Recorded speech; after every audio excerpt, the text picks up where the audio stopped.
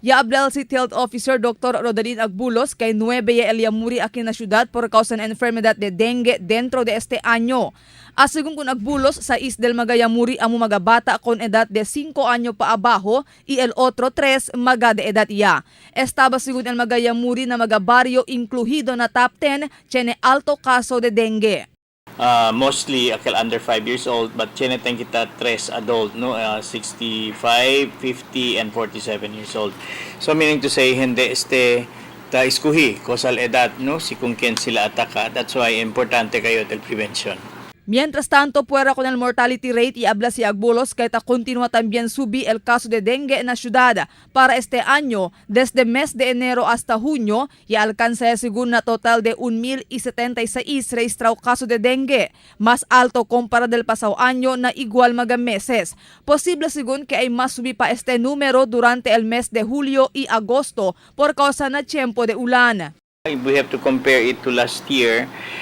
Figure mas alto este año compared last year, and we expect a rise of dengue cases if we have to look on the statistics on the previous years.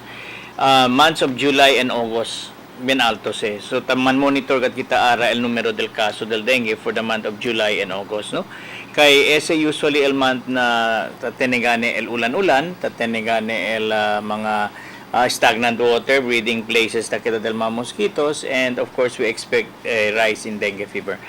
Incluido na top 10 mga barangay tiene alto caso de dengue el mga grande barangay na syudad, igual el Tetuan, Talon-Talon, Tumaga, Pasunangka, Tugbungan, San Roque, Putik, Santa Maria y Baliwasan. Ita continúa esta número 1, el barrio de Calarian por largo tiempo ya.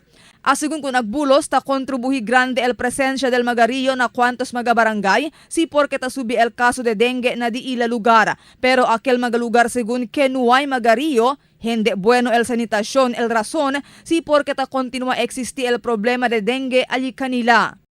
I think antes namin manada kita tamira tiene mga mortality allí tamin na Calarian, no, akil na mga Southcom Village. So siguro this is also a challenge to the barangay officials to come up with a massive cleanup and to be very serious in the prevention and control of dengue fever.